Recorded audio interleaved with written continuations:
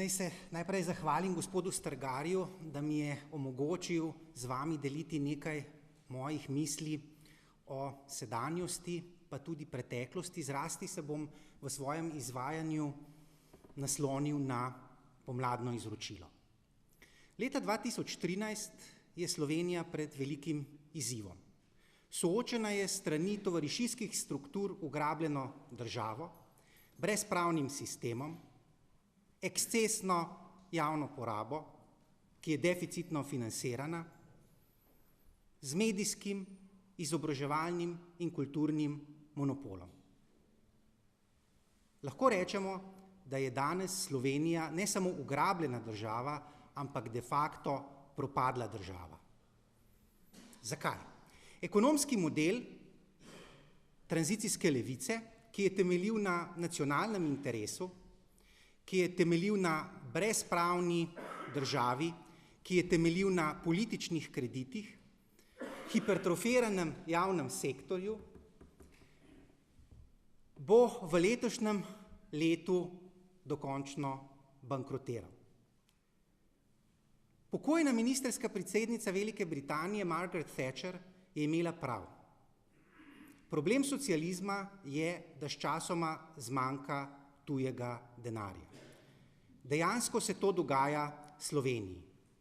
Smo v trenutku, ko nam praktično nihče več ni pripravljen posojati denarja, kako tudi, ko pa se je izvedel politični preobrat, ko smo dobili leta 2013 v času, ko bi potrebovali resno, preudarno, na konzervativnih vrednotah odrekanja in varčevanja utemeljeno vlado, ravno obratno.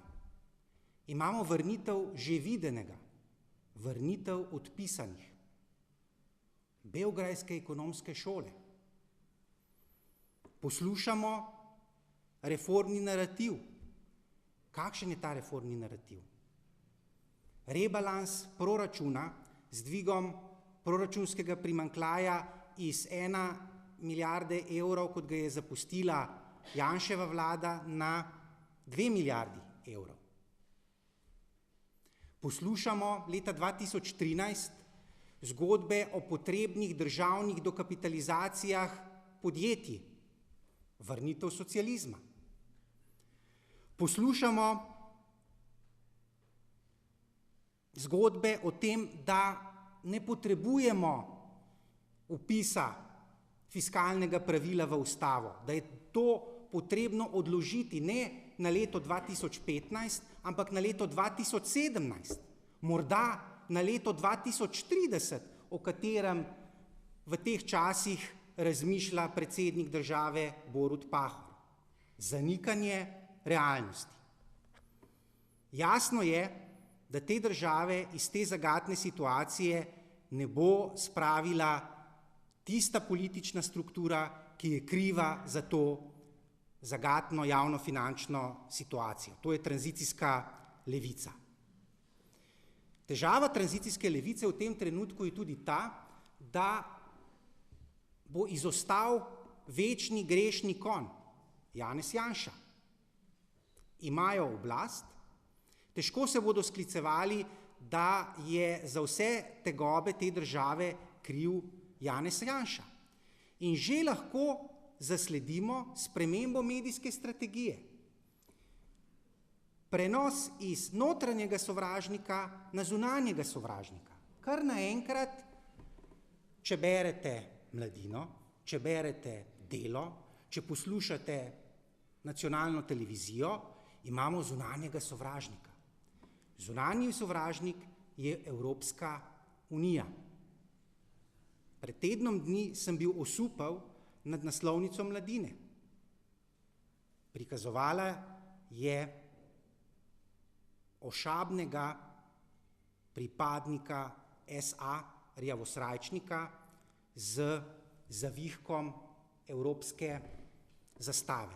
Skratka, raste protievropski sentiment in 27. aprila na ne vem kateri iteraciji vse slovenske ustaje lahko pričakujemo izjemno močen protievropski sentiment. Celo tako daleč bo šel, da bodo nemara problematizirali ne samo članstvo v Evropski uniji, ampak tudi zahtevali izstop iz evrske skupine. Kako tudi ne?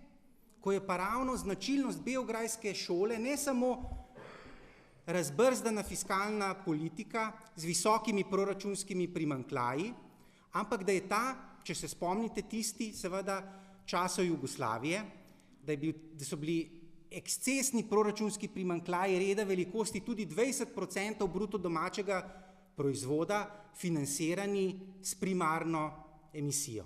Se pravi s tiskanjem denarja. Spomnite se, Topčider je bil najsodobnejša tiskarna na Balkanu. Ta izhod, ki je bil na voljo v času nekdanje skupne države Jugoslavije, seveda tranzicijski levici ni več dostopen. In od tod njihov bes nad skupno valuto, ki naj bi onemogočala dobrohotne in dobročudne namene tranzicijske levice, da bi z inflacioniranjem rešili glavni slovenski problem. In ta problem je, da ne znamo živeti v skladu s svojimi zmožnostmi. Tisto, kar zna vsaka poštena slovenska gospodinja, ne zmore slovenska država. Da je potrebno uskladiti prihodke in odhodke. In če nam je po letu 2008 bruto domači proizvod padel za 4 milijarde evrov, menda ne bi smeli dvigniti javne porabe, tako kot smo storili leta 2009 v času prvega leta Pahorjeve vlade, ko je ta nominalno porasla za 10%. Enako se nam obeta ob napovedih sedanje vlade. Se pravi, vrnitev razbrzdane fiskalne politike, osnovane na prepričanju, da je pot v lepšo prihodnost tlakovana z visoko javno porabo, ki je deficitno financirana. K sreči smo člani Evropske unije, k sreči smo člani evrskega območja. Trdim, da nas bo ravno članstvo v evropskih institucijah obvarovalo pred vrnitvijo že videnega v celotni pojavni obliki in da bo hkrati to članstvo tako v Evropski uniji kot v evrski skupini prispevalo do dokončnega zloma slovenskega neosocializma. Veselim se tega.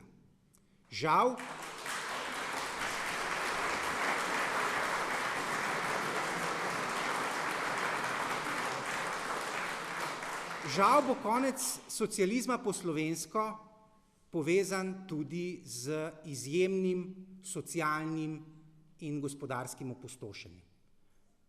Slovenija v tem trenutku še ni dosegla tako imenovane točke nič. To nas čaka v tem letu in očitno je ravno to doseganje točke nič povezano z morebitno razglasitvijo plačilne nesposobnosti in radikalnimi rezi v odhodke tisto, kar Slovenci potrebujemo za spremembo mentalnega modela. Da socializem ne deluje, da deluje tako dolgo, dokler ti drugi posojajo ali dajejo denar.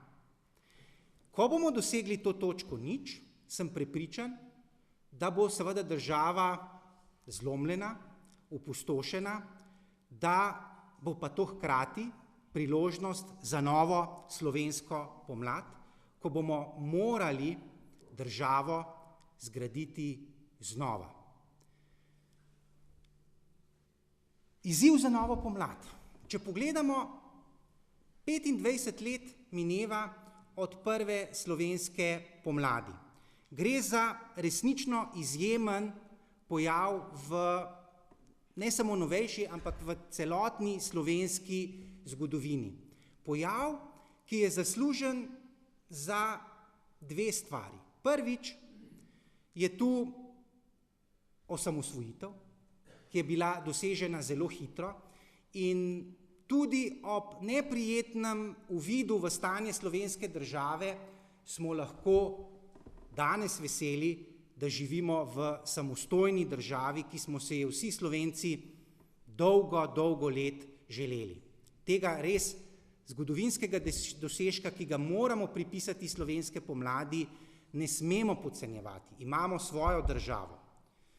Drugi, prav tako pomemben proces, je začetek procesa družbenih sprememb.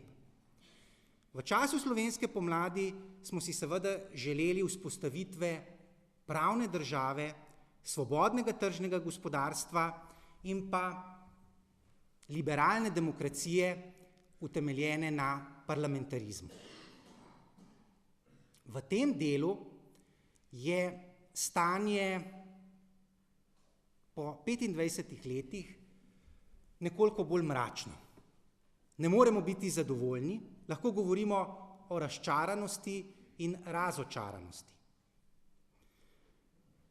Namesto svobodnega tržnega gospodarstva živimo v tovarišijskem kapitalizmu. Namesto pravne države imamo popolno brezpravje, nedovoljevanje pravosodnega sistema. Namesto substantivne parlamentarne demokracije lahko stanje demokracije po slovensko označimo s pomenljivim označevalcem Draga Jančarja demokratura. Skratka, stanjem slovenske države seveda ne moremo biti zadovoljni, a vendarle je bil ravno pomladni duh, poleg osamosvojiteljstva, tisti, ki je vendarle začel procese družbenih sprememb. Žali Bog, je ta pomladni duh zamrl. Še huje, po 25 letih se dogajajo degutantni procesi zgodovinskega revizionizma. Tranzicijska levica želi reinterpretirati zgodovino in omalovaževati slovensko pomlad. Tako je za njih vloga procesa JBTZ, katerega 25-letnico bomo praznovali v maju, Demosa, Jožeta Pučnika, opomba pod črto. V tej na novo zapisani zgodovini je samostojna Slovenija rezultat delovanja slovenskih komunistov, Milana Kučana, njihovega komsomolskega podmladka in pa alternativnih družbenih gibanj. Takšen narativ, ki ga danes poslušamo, je nevaren, ker opravičuje najbolj odurne družbene pojave, ki si jih lahko zasledimo v zadnjem letu. Na kaj mislim? Na oživitev jugonostalgije, na oživitev socializma, ki ni zgolj simbolne oblike. Ni zgolj to, da me moti plapolanje rdečih zvezd in rdečih zastav. Gre za idejno vrnitev v preteklost. V mojem interesni sferi, v polju ekonomske politike. Preprosto si ne znam predstavljati, da leta 2013 obnavljamo neke ukrepe ekonomske politike o brezplačnem delu ob sobotah, obnavljanju mladinskih delovnih brigad, izplačevanju plač javnih uslužbencev na 1500 evrov v zadolžnicah oziroma bonih. Skratka, ko se zbujam v teh časih, se sprašujem, ali sem v 80 letih, v času Milke Planinc, ali leta 2013 v neki normalni evropski demokratični državi.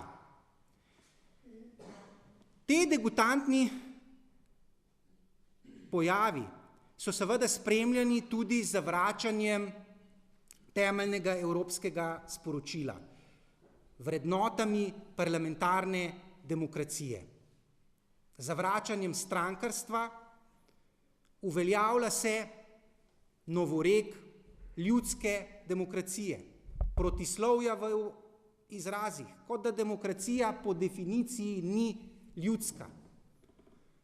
Seveda je tisto, kar se skriva v ozadju ljudske demokracije, njena totalitarna narav. Takšne demokracije si sam ne želim. Za izdajo pomladnega izročila vendarle ne moremo kriviti zgolj tranzicijske levice. Tudi del desnice ni nedolžen. Tu mislim na nedavni pojav izglasovane konstruktivne nezaupnice strani manjše parlamentarne stranke, ki je umestila osebo, ki je dokazana prevarantka, sleparka in plagiatorka. Šlo je za verolomnost in izdajo, žali Bog, neosamljeno v zadnjih 2 desetletjih. Zato trdim, da misliti slovensko desnico leta 2013 pomeni misliti pomlad in se vprašati, kaj so pa tisti ključni označevalci slovenske pomladi, ki po mojem mnenju morajo in tudi dejansko opredeljujejo slovensko desnico. Sam vidim 3 skupne imenovalce. Prvič je izrazit antikomunizem. Slovenska pomlad je zavrnila komunizem v vseh njegovih pojavnih oblikah, v vseh njegovih posledicah, pa naj si bodo to socialne, ekonomske ali politične. Za slovensko pomlad je bil komunizem odurna ideologija, zlo, osnovano na napačnih moralnih in ontoloških predpostavkah. Ni bilo potrebno biti leta 88 ali pa 89 prerok, da si videl, da komunizem ne deluje. Očitno je potrebno biti prerok leta 2013, da se podaš na pot razsvetljenja slovenskega ljudstva, da socializem ni deloval, ne deluje in ne bo deloval in da je zapuščina slovenske pomladi to, da smo zavrnili komunizem. Da slovenska pomlad hkrati ni nasedla razmisleku o oblikovanju neke tretje poti, da češ ne maramo svobodnega tržnega gospodarstva, zaradi tega, ker generira neenakost, ne maramo pa tudi socializma, ker je ekonomsko neučinkovit in potrebujemo nek model sui generis. Neko ekonomski model po slovensko. Žali Bog smo ga res dobili. Ta slovenski model utemeljen na tovarišijskem kapitalizmu, političnih kreditih, nedelovanju pravne države, vendar kam nas je ta model tretje poti, ki smo ga v nasprotju s pomladnim izročilom izbrali, pripeljal na rob nacionalne katastrofe. Ni tretje poti. Ta tretja pot je zgolj pot v tretji svet. In resnično trajektorija Slovenije je pot tretjega sveta, vkolikor ne bomo te zgrešene politike opustili. Druga značilnost slovenske pomladi je domoljubje. Samostojna Slovenija nikoli ni bila s pomladne strani dojemana zgolj kot skupnost državljanov, zgolj kot nek sporazum o združitvi in podreditvi. Je bistveno več.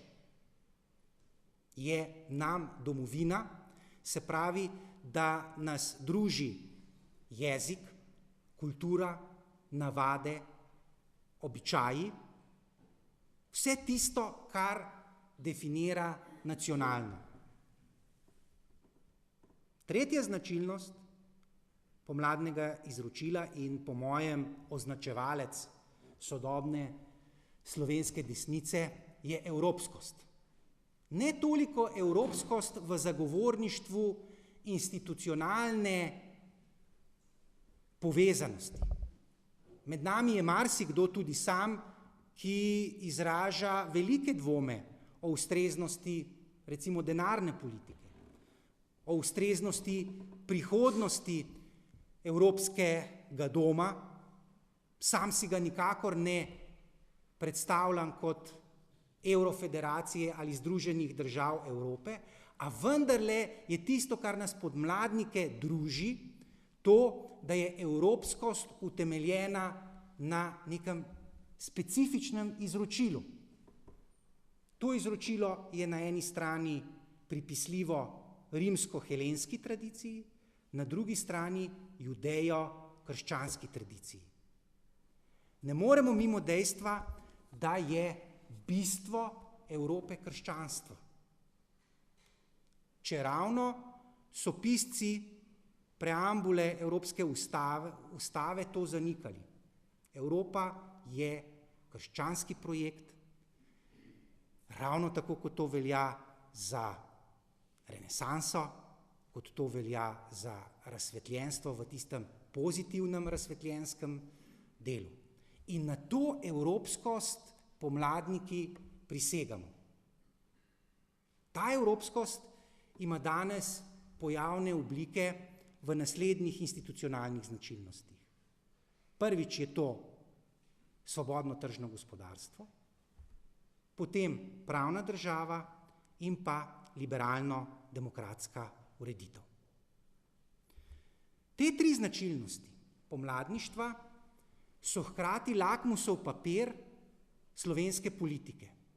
Trdim namreč, da je tranzicijska levica utemeljena na zanikanju teh treh označevalcev. Ni protikomunistična, je prokomunistična, zagovarja dediščino totalitarnega in avtokratskega sistema, je protidomoljubna in je protievropska. Njena protievropskost je vse bolj razvidna v zadnjem času. In ta protipomladnost, ki jo zaznavam, definira sovražnika. In ta sovražnik je pa ključen za opredelitev političnega. Sam trdim, da temeljna shizma slovenskega političnega prostora poteka na ločnici pomladno in protipomladno. Reševanje te shizme, ki ni nekaj novega, ki je med nami tako rekoč vso slovensko zgodovino, tudi na začetku osamosvojitve je bila ta shizma prisotna, vendar se je reševala na napačen način. Reševala se je z zanikanjem ideologije, češ, da za prihodnost Slovenije ideološka vprašanja niso pomembna. Reševala se je z zanikanjem zgodovine, Zgodovina narod deli, smo poslušali. Lustracija je bila pred 2 desetletjema anatema. Lustracija je tudi po 2 desetletjih anatema. O tem se naj ne bi govorilo. Uveljavil se je besednjak spravaštva in mostograditeljstva. A to mostograditeljstvo in spravaštvo je bilo utemeljeno na zanikanju protipomladnega oziroma pomladnega izročila in sobivanju in kolaboraciji z slovenskimi komunisti.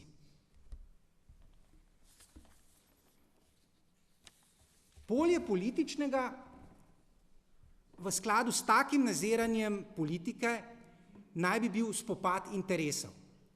Gre za politiko brez romantike, politiko brez morale. Takšno videnje politike je seveda resnično moderno, osnovano na postmakjavelističnem obratu. Morala in politika naj bi bili ločeni. Spadali naj bi v različni logični domeni. Vprašanje, kaj je dobro in kaj je prav in tisto, kar je javno, naj bi bilo ločeno. Pomladno videnje politike je drugačno. Je bližje antičnemu. Vidi politiko kot spopad idej, ne kot primarno spopad interesov. Pomladna politika je ideološka politika, utemeljena na jasno artikuliranem idejnem sistemu. Zakaj? Živimo v vrednotno neneutralnem svetu, kjer se ljudje razlikujemo pri umevanju, kaj je prav in kaj narobe. In greh bi bil, če teh moralnih vprašanj ne bi transcendirali v polje političnega. Pomladno izročilo je v tem, da je politika nadaljevanje morale z drugimi sredstvi. Da je amoralna politika v nekem smislu protislovje v izrazih. Zanikanje potem teh razlik med pomladniki in protipomladniki je nevarno. Zakaj? Ker ruši koncept političnega. Nemški politični filozof in pravoznanec Karl Schmitt je v svojem magistralnem delu Der Begriff des Politischen artikuliral politično ravno na schizmi med prijateljem in sovražnikom.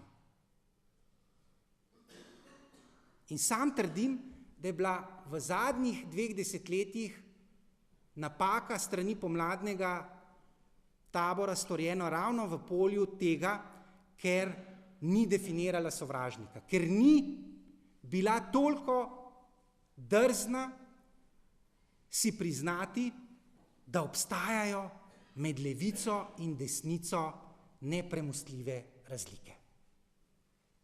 Da so te razlike v polju moralnega, da imamo različne poglede na temeljne vrednote, kot so vloga, na primer, zasebne lastnine, vloga družine v družbi in da je praktično dialog izjemno otežkočen. Čeravno v sodobnosti seveda levica in desnica uporabljata podoben besednjak. Tudi tranzicijske levice so polna usta svobode, a njihovo razumevanje svobode je drugačno od našega. Je v smislu pozitivne konotacije, v smislu opremljenosti s primarnimi dobrinami. Konzervativni pogled je drugačen. Temelji na negativnem konceptu Svoboda pred vmešavanjem soljudi, pred vmešavanjem države. Vprašanje enakosti. Polna usta so socialistov o enakosti, vendar sami razumejo enakost v smislu enakosti rezultatov in enakosti možnosti, pri čemer socialistična praksa seveda vedno privede do tega, da so nekateri bolj enaki kot drugi. Konzervativni pogled je drugačen. Pristaja na enakost pred zakonom in se zaveda, da ker smo ljudje ravno enakopravni, ne moremo govoriti o enakosti možnosti, niti o enakosti rezultatov. Nasprotno trditi bi bilo gradnja utopičnih političnih projektov. Desnica oziroma pomladna stran izhaja iz primarnosti moralnega nad političnim. Potrebujemo moralizacijo politike. Tranzicijska levica obratno. Izhaja iz prevlade politike nad moralo. Govorimo o politizaciji morale. Primer družinski zakonik. Se pravi, da je dopustno vsaki generaciji opredeliti pojem družine. Da je pojem družine poljuben. Da v tej iteraciji bo pač družina definirana kot dva istospolna usmerjena z otrokom, na primer. V naslednji iteraciji morda moški, radiator in otrok. Skratka, ta poljubnost in moralni relativizem, da ne pristajaš na neke vrednote, ki transcendirajo čas in specifično generacijo, so tiste, ki slovensko družbo uničujejo in jih je potrebno preseči. Skratka, trdim, da slovenska politika potrebuje več in ne manj razlik. Šele s tem, ko vzpostavimo nasprotnika, če želite sovražnika, definiramo politično. In ta sovražnik, gospe in gospodje, obstaja. Ta sovražnik so slovenski socialisti. Zdaj pa, če dovolite, bi vendarle na koncu naslovil še vprašanje vloge slovenskega katolištva. Mislim, da je tako slovenska cerkev kot tudi katolištvo odigralo razmeroma zelo negativno vlogo v procesu družbenih sprememb. Cerkev se je namesto z moralnimi vprašanji ukvarjala s posnemanjem tovarišev, ki so si s političnimi krediti polnili žepe. Pojavnost Zvona 1, Zvona 2, gospodarstva rast, mariborske škofije, kasneje reševanja škofijskega podjetja Ljubljanske metropolije, metropolitana, kažejo na to, da je cerkev na Slovenskem izgubila moralni kompas. Žali Bog strani klera, vsaj škofov, pogrešam jasno kleno besedo distanciranja do teh deviantnih pojavov, ki roko na srce niso prav zelo različni od delovanja tovarišijskih struktur. In ne nazadnje, če pogledate, katera banka je bila instrumentalna pri financiranju teh cerkvenih podjemov, Nova Ljubljanska banka, državna banka, banka Foruma 21, to je tista kolaboracija in kohabitacija, ki ima za državo, je imela in ima pogubne posledice. In vrh Slovenske katoliške cerkve, po mojem mnenju, čaka pot v Canosso. Enako velja za slovenske katolike. Kako lahko razložite po zadnjem popisu 57% prebivalstva se izjasnjuje za katolike, imamo pa v zadnjih 2 desetletjih tako rekoč 80% časa vladavine tranzicijske levice. Se pravi, tudi v katolištvu, v občestvu bo potrebno nekoliko samo spraševanja, kaj je z nami narobe, oziroma z nekaterimi, z mano ne, da volijo socialiste. Ta schizmatičnost med pomladnim in protipomladnim je zarezana tudi v občestvu. Ogromno vernih srečujem, ki so po svojih ekonomskih pa političnih prepričanjih socialisti. So lahko čisto dobri ljudje,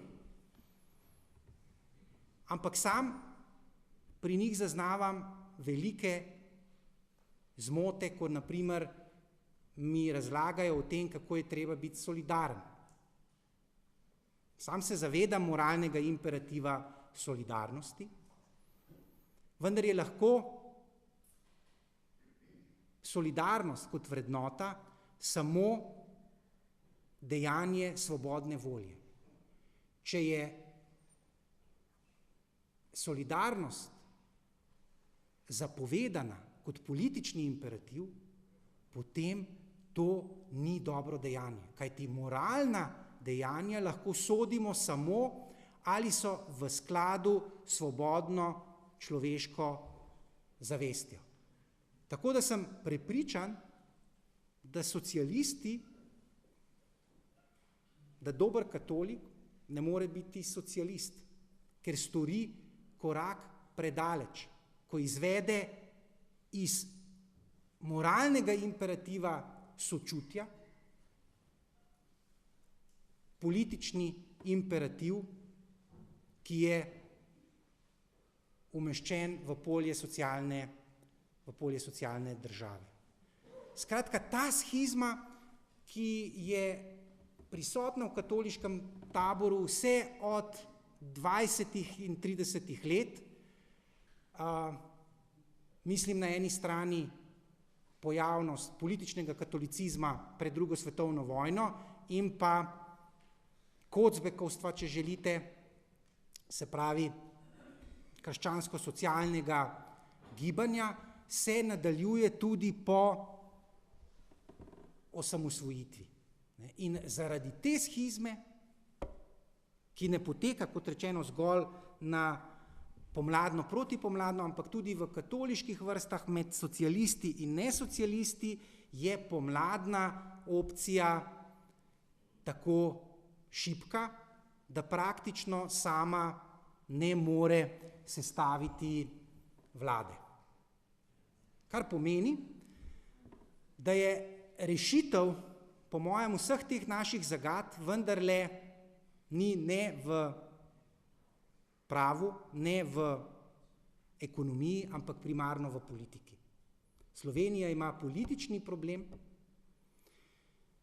ki ga je seveda v prvi republiki za pripisati katastrofalnemu volilnemu sistemu in ravno ovržba političnega sistema proporcionalne zastopanosti bi morala biti ena prvih nalog druge republike. Za drugo republiko pa potrebujemo močno, ideološko artikulirano desnico. Hvala.